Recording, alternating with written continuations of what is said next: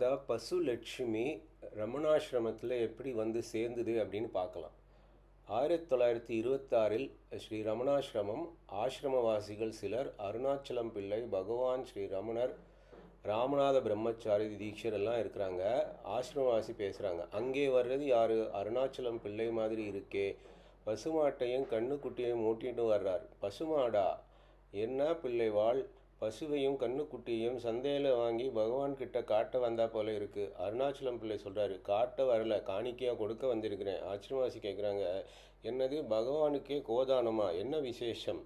அருணாச்சலம் பிள்ளை சொல்கிறாரு, விசேஷம் ஒன்றும் இல்லை, ஆசிரமத்திலே குரங்கு, நாய், பூனை, மயில், மான் எல்லாம் இருக்கே, ஒரு பசுவும் இருக்கட்டுமேன்னு தான். அப்போது பகவான் வெளியில் வர்றாரு. அருணாச்சலம் பிள்ளை, பகவானுக்கு நமஸ்காரம். பகவான் சொல்கிறார், என்ன பிள்ளைவாள், மாடு பிடிக்க சந்தைக்கு போனேளா? பதில் சொல்கிறாங்க, இல்லை பகவானே, என் வீட்டில் இருந்து ஓட்டின்னு வர்றேன். பகவான் கேட்குறான், விற்க போகிறேளா? பிள்ளைவாள் சொல்கிறாரு, பசுவை யாருக்காவது விற்க மனசு வருங்களா? பகவான் சொல்கிறார், அது சரி, வீட்டிலே கறந்துண்டு இருக்கிற கோமாதாவை உங்களால் பார்த்துக்க முடியலைன்னா யாருக்காவது கொடுத்துக்கோங்க, கோதானம் ரொம்ப சிரேஷ்டமானது. பிள்ளைவாள் சொல்கிறாங்க, அந்த சிரேஷ்டமான காரியத்தை சிரேஷ்டமானவருக்கு செய்யத்தான் வந்திருக்கேன் பகவானே. பகவான், ஆசிரமத்துக்கா? சரிதான் போ. பசு என்ன குரங்கு, நாய், மயில் போல சர்வ சுதந்திரமாக திரிகிற பிராணியா? அவர்களுக்கு வேண்டிய ஆகாரத்தை அவர்களே தேடி மரத்திலேயும் தெருவிலேயும் வாசம் பண்ணுற ஜீவனா? பசுவை வச்சு பராமரிக்க முதல்ல இடம் வேண்டாமா? ஆசிரமத்திலே இதோ இருக்கிற இவர்களுக்கே சரியான இடம் இல்லை. பிள்ளைவாள் சொல்கிறாங்க, ஆசிரமத்திலே இந்த பசுவுக்கு எங்கேயாவது ஒரு மூலையில் இடம் இல்லையா பகவானே? பகவான் சொல்கிறாங்க, பசுவுக்கு சின்ன மூளை போருமா? கொட்டகை போட இடம் வேணும், பார்த்துக்கொள்ள மனுஷா வேணும், வேளா வேலைக்கு வைக்கோல், புல், புண்ணாக்கு, தண்ணீர் வச்சு கவனிச்சுக்கணும். என்ன ராமநாதா, சொல்லேன். ராமநாத தீக்ஷர், ஆமாம் ஆண்டவனே. பிள்ளைவாள் சொல்கிறாங்க, பசுவை பார்த்துக்க யாராவது வருவாங்க பகவானே, பகவான் இதயத்தில் தான் இடம் வேண்டும். பகவான் சொல்கிறாங்க, நமக்கு இந்த பொறுப்பெல்லாம் வேண்டாம், பசுவை பேசாமல் ஓட்டின்ட்டு போயிடுங்கோ. பகவான் சொல்லிட்டு உள்ளே போயிடுறாரு. அப்போது பிள்ளைவாள் சொல்கிறாங்க, என்ன இது எல்லோரும் பேசாமல் நிற்கிறீங்க, யாராவது பகவான்கிட்ட சொல்லக்கூடாதா? அதுக்கு ஆசிரமவாசி சொல்கிறாங்க, நாங்கள் சொன்னால் பகவான் கேட்பாரா? இந்த ராமநாத தீட்சர் சொன்னால் கண்டிப்பாக பகவான் கேட்பார். அப்படியா? தீட்சிதர் ஐயா, தயவு செய்து பகவான்கிட்ட சொல்லி பசுவையும் கண்ணுக்குட்டியை ஏற்றுக்க சொல்லுங்க. ஆண்டவனே, பகவானுக்கு இஷ்டம் இல்லாததுனால தான் அவர் வேண்டான்னுட்டார். யாரோ சொல்கிறாங்கன்றதுக்காக பகவான் இதையும் செய்ய மாட்டார். ஆசிரமவாசி சொல்கிறாங்க, ஆனால் ராமநாத தீட்சிதர் வாளை யாரோ எவரோன்னு சொல்ல முடியாது. விருபாட்ச குகையிலேயே இருந்து இந்த ஆண்டவன் பகவானோடைய ரொம்ப நெருக்கமாக பழகிண்டு வந்து இருக்கார். ஆஹா, எவ்வளோ பெரிய பாக்கியம் தீட்சிதர் ஐயாவுக்கு. ஆசிரமவாசி சொல்கிறாங்க, இவர் சின்ன பையனாக வேத பாடசாலையில் சேர்ந்து பாடம் படிக்கிற காலத்திலேயே மலை ஏறி பகவானிடம் போய் எத்தனை நேரம் முடியுமோ அங்கேயே இருப்பார். ராமநாத தீட்சிதர், ஆண்டவனே, அதெல்லாம் பழைய கதை, மொட்டை தலைக்கும் முழங்காலுக்கும் முடிச்சு போடாதீர்கள்.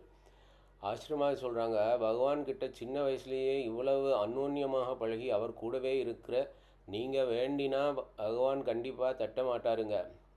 ஆண்டவனே, பகவான் எப்படி இஷ்டப்படுறாரோ அப்படியே எல்லாம் நடக்கும். சரி, உங்களுக்கு தான் புண்ணியம். அருணாச்சலம் பிள்ளை பசுவையும் கன்றையும் தற்காலிகமாக திரும்ப ஓட்டி சென்று விடுகிறார். ஆசிரமத்தில் பகவான் படித்து கொண்டிருக்கும்போது ராமநாத தீட்சர் அருகில் நிற்கிறார்.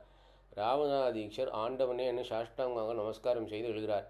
பகவான் கேட்குறார், என்ன ராமநாதா? ஆண்டவனே, ஒன்றுமில்லை, வந்து பகவான்கிட்ட ஒரு சின்ன வேண்டுதல். பகவான் சொல்கிறாங்க, அது சின்னதாக பெருசான்னு நான் தீர்மானிக்கிறேன், என்னன்னு சொல்லு. ராமநாத தீட்சர், ஆண்டவனே, அது அருணாச்சலம் பிள்ளை அன்னைக்கு கொண்டு வந்த பசுவும் கண்ணுக்குட்டியும் அப்படின்னு இழுக்க. பகவான் சொல்கிறாரு, அதுதான் வேண்டான்ட்டேனே, பசுவை பார்த்துக்க யார் இருக்கா? ராமநாத தீட்சர் சொல்கிறார், நான் பார்த்துக்கிறேன் ஆண்டவனே. பகவான் சொல்கிறாங்க, நீயா? சரிதான் போ, இருக்கிற வேலையெல்லாம் போகாதுன்னு பசுமாட்டை வேற பார்த்துக்க போகிற. வேத பாடசாலையில் அத்தியனம் பண்ணுற சமாச்சாரமாக இது. தினம் 2 வேளை கறக்கணும், வேளாவேளைக்கு தீனி போடணும். ராமநாத தீட்சர், இதெல்லாம் புண்ணிய காரியம் தானே ஆண்டவனே. பகவான், ஆசிரமத்துக்கு வந்து போகிறவங்களை கவனிக்கிற புண்ணியம் ஒன்றே உனக்கு போதும், முதல்ல இடம் எங்கே இருக்குது? தீட்சர் சொல்கிறார், நாங்கள் இருக்கிற இடத்துலையே பசுக்கும் கொஞ்சம் இடம் கொடுக்குறோம். பகவான் சொல்கிறாங்க, நீங்கள் இருக்கிற இடமே மாட்டுக்கொட்டில் மாதிரி தான் இருக்குது, அதில் பசுவையும் அடைக்க போகிறேலா? இந்த பாரு ராமநாதா, பசு கண்ணுக்குட்டி இப்போ சமாச்சாரம் எல்லாம் நமக்கு வேண்டாம். ராமநாத தீட்சர், சரி ஆண்டவனே அப்படின்னு விட்டுறாருங்க. இன்னொரு நாளும் அருணாச்சலம் பிள்ளை பசுவையும் கன்றுக்குட்டியையும் ஓட்டின்ட்டு ஆசிரமம் வர்றார். ராமநாத தீட்சர், ஆண்டவனே, அருணாச்சல பிள்ளைவாள், மறுபடியும் மாட்டோட வந்துட்டேலே, பகவான்கிட்ட எவ்வளவோ சொல்லி பார்த்தாச்சு, அவர் வேண்டான்னுட்டார். நான் என்ன செய்கிறது? பிள்ளைவாள் சொல்கிறாங்க, நீங்கள் சொன்னால் பகவான் கண்டிப்பாக தட்ட மாட்டாருன்னு ஆசிரமத்தில் எல்லோரும் சொல்கிறாங்க. பகவானுக்கு நீங்கள் காப்பி கூட டவுனில் இருந்து ஃப்ளாஸ்கில் எடுத்துகிட்டு வந்து வர்றீங்களாமே, இந்த புராணத்தை எல்லாம் யார் சொன்னது? எல்லாம் உங்களை பற்றி விசாரித்தேன் தீக்ஷிதர். ஆண்டவனே, என்ன விசாரித்தேன்? உங்கள் பசு வந்துட்டா பகவானுக்கு பசும்பால் காப்பி கிடைக்கும்னு பகவான்கிட்ட சொல்கிறீங்களா? அந்த நேரம் பகவான் வெளியில் வர்றார். பகவான் கேட்குறார், என்ன ராமநாதா, பசும்பால் காப்பி அது இதுன்னு பேச்சு அடிபடுகிறது. தீக்ஷர் சொல்கிறாங்க, ஆண்டவனே, இந்த அருணாச்சலம் பிள்ளை தான் மறுபடியும் பசுமாட்டையும் கண்ணுக்குட்டியையும் ஓட்டிண்டு வந்து பகவானுக்கு பசும்பால் காப்பி கொடுக்கறதுக்கு ஒரு பசு வேண்டாமாங்கிறார். பகவான் சிரித்து, எனக்கு வேணுமோ வேண்டாமோ உனக்கு பசும்பால் வேணுங்கிற அதானே, அதனால் சிபாரிசு பலமாக இருக்குது. ராமநாத தீக்ஷர், ஆண்டவனே, அபச்சாரம். பிள்ளைவாள் சொல்கிறாங்க, பகவானே, இந்த காமதேனுவை காணிக்கையாக ஏற்றுண்டு நீங்கள் அனுகிரகம் பண்ணணும். இந்த காணிக்கை என்ன நடந்தாலும் சரி, நான் திரும்பி கொண்டு போக மாட்டேன். தீக்ஷிதர் உணர்ச்சி வசப்பட்டவராய் தனது மார்மை தொட்டு, ஆண்டவனே, பசுவையும் கன்றுக்குட்டியை நான் பார்த்து கொள்கிறேன், இதற்கு நான் பொறுப்பு. பகவான், ராமநாதன் பொறுப்பு பார்த்துக்கிறேன்னா எனக்கு ஒன்றும் ஆட்சேபனை இல்லை.